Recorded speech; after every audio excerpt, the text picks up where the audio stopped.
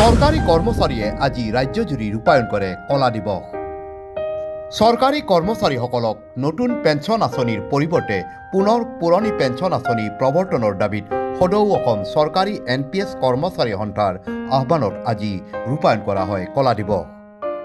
ৰাজ্য চৰকাৰৰ বিভিন্ন বিভাগৰ কৰ্মচাৰীসকলৰ লগতে বিদ্যালয় মহাবিদ্যালয়ৰ শিক্ষক কৰ্মচাৰীসকলেও আজি কলা বেজ পৰিধান কৰি নিজ নিজ কৰ্মত নিয়োজিত হয়। বৰপেটা জিলাতো সদৌ অসম চৰকাৰী NPS কৰ্মচাৰী সন্থাৰ আহ্বানত বিদ্যালয় আৰু মহাবিদ্যালয়ৰ শিক্ষক কৰ্মচাৰীসকলৰ উপৰিও বিভিন্ন বিভাগৰ কৰ্মচাৰীসকলে কলা বেজ পৰিধান কৰে।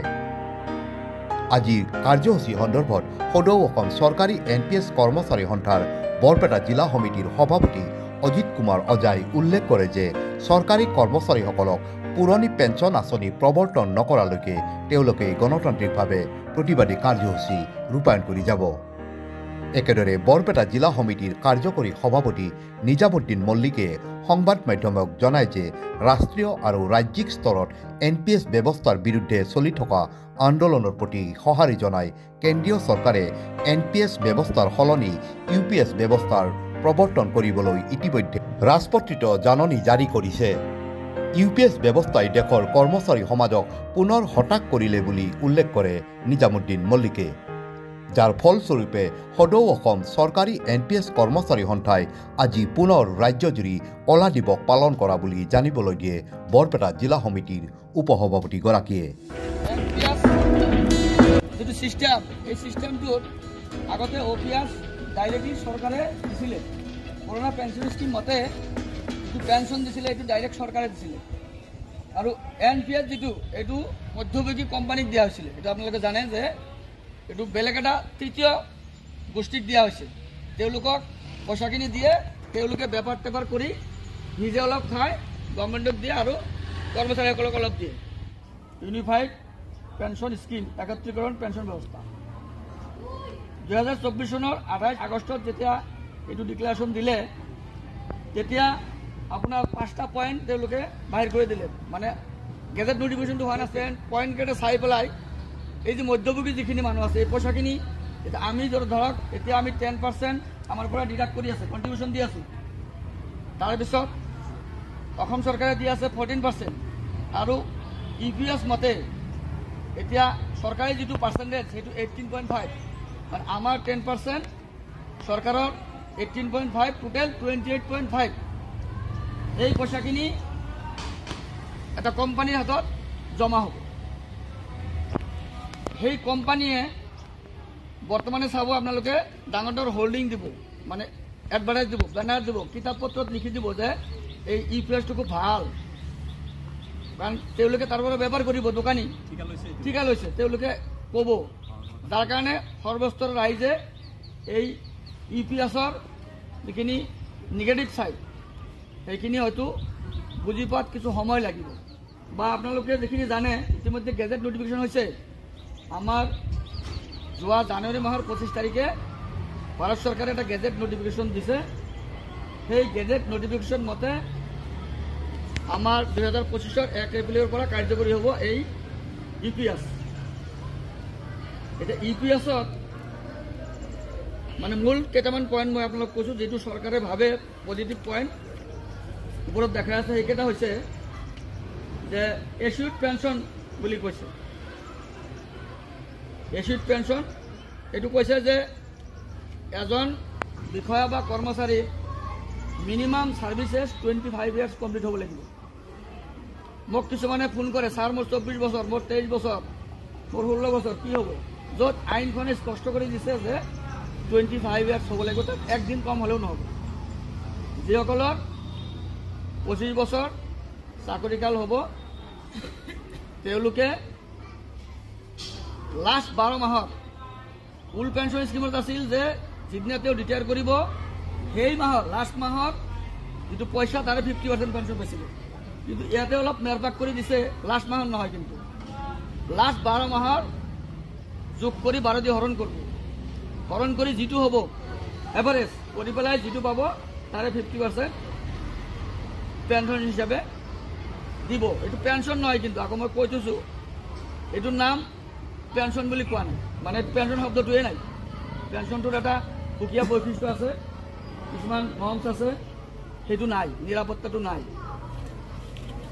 তাৰে পিছত কৈছে 2 নম্বৰত কৈছে যে এচিউড ফেমিলি পেঞ্চন, যে পৰিয়ালকো পেঞ্চন দিব। এতিয়া পৰিয়ালৰ মাজত লিমিটেশ্যন আছে, এইটো স্পাউচ, গিৰিয়েক ঘৈণীয়েক, মই মৰিলে মোৰ মিছেছে পাব, আৰু যদি ইয়াৰে আমাৰ কোনোবা বাইদেউ মৰে তেওঁৰ মিষ্টাৰে পাব। তাৰে পিছত ওল্ড পেঞ্চন মতে আছিল যে যদি নাবালক ল'ৰা ছোৱালী থাকে, পিতৃ মাতৃ ঢুকোৱাৰ পিছত তেওঁলোকেও পায়, বা বিকলাংগ থাকে তেওঁলোকেও পায়, কিন্তু এইটো ছিষ্টেমত এইটো নাই, মাত্ৰ গিৰিয়েক ঘৈণীয়েকৰ মাজতে সমাপ্ত হ'ব। আপুনি যিটো পাব তাৰে 60%, সে আপুনি যদি 10,000 টকা পায় তেতিয়াহ'লে আপোনাৰ মিছেছে বা আপোনাৰ মিষ্টাৰে পাব 6,000 টকা।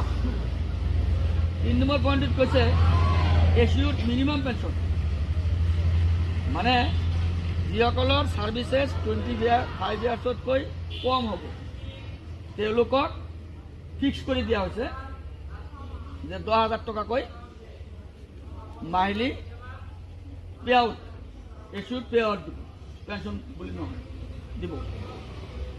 তো ইয়াত যদি হৈছে মিনিমাম ছাৰ্ভিচেছ তেতিয়াহ'লে 10ৰ পৰা 25 বছৰৰ তলত এই মানুহখিনি একেই আপোনাৰ 10,000 টকাকৈ দিব।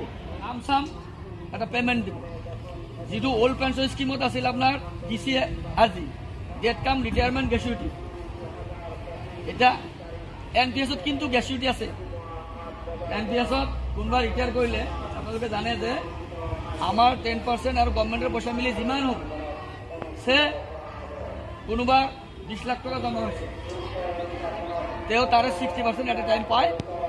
তাৰ লগত আপোনাৰ DCRG পাইছে, যিখিনি আছে 13.5 লাখ। আমাৰ মানুহখিনিয়ে 1 লাখ বা 2 লাখ টকা পাব ফৰ্মুলা মতে। 4 নম্বৰ পইণ্টত কৈছে কি যে যদি আপুনি UPS-ত সোমায় তেতিয়াহ'লে আপুনি আকৌ ঘূৰি আহিব নোৱাৰিব। তো আপুনি কোনো ধৰণৰ ক্লেইম, পলিচি বা পলিচি চেঞ্জ বা ফাইনেন্সিয়েল বেনিফিট এইবিলাক দাবী কৰিব নোৱাৰিব। ডো অৰ ডাই, আমাক OPS লাগে, আদাৰৱাইজ আমি মৰিব লাগে, কাৰণ ৰিটায়াৰৰ পিছততো মৰিবই লাগিব, নেখাই পেলাই। গতিকে মই সকলোকে কৈছোঁ, আহ্বান জনাইছোঁ, অনুৰোধ জনাইছোঁ, আগত দিনত আমি এই NPS কৰ্মচাৰীসকলে তীব্ৰ গণতান্ত্ৰিক আন্দোলন গঢ়ি তুলিব লাগে, আৰু তাৰ বিনিময়ত আমাক EPS নহয় OPS দিব, আৰু OPS দিয়াৰ পিছত আমি আমাৰ অৱসৰী জীৱনটো নিৰাপদে কটাই মৃত্যুবৰণ কৰিব পাৰিম। এইখিনি কৈ মই সকলোকে ইয়াত বহাৰ কাৰণে ধন্যবাদ জনাই মোৰ ক'বলগীয়াখিনি সামৰণি মাৰিছোঁ। মই নিজামুদ্দিন মল্লিক, কাৰ্যকৰী সভাপতি, সদৌ অসম চৰকাৰী NPS কৰ্মচাৰী সংস্থা, বৰপেটা জিলা সমিতি। ধন্যবাদ।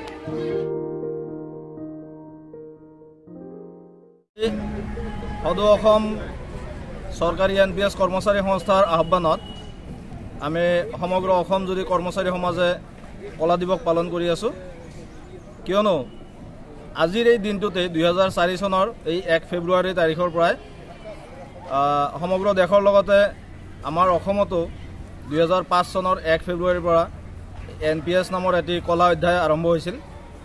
আৰু এই কলা অধ্যায়টি ইমানেই কলা যিটো সমগ্ৰ কৰ্মচাৰী সমাজৰ বাবে এটি অভিশাপস্বৰূপ অৱস্থা এটা হৈ গৈছে।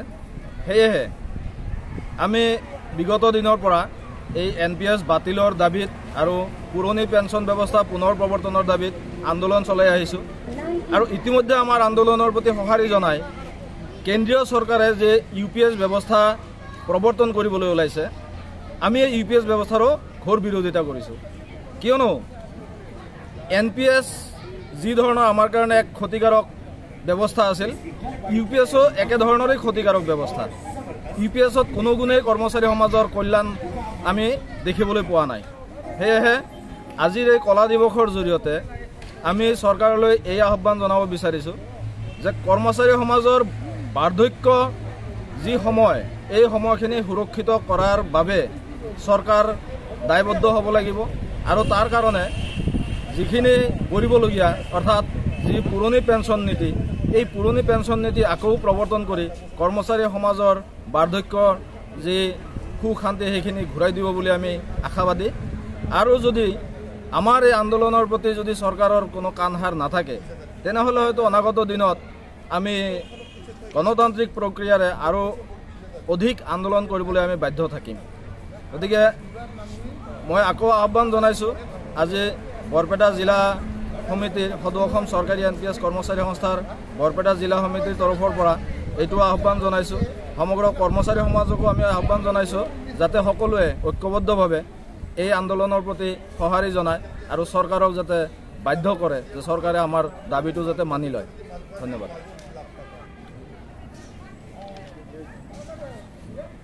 ঠিক আছে না?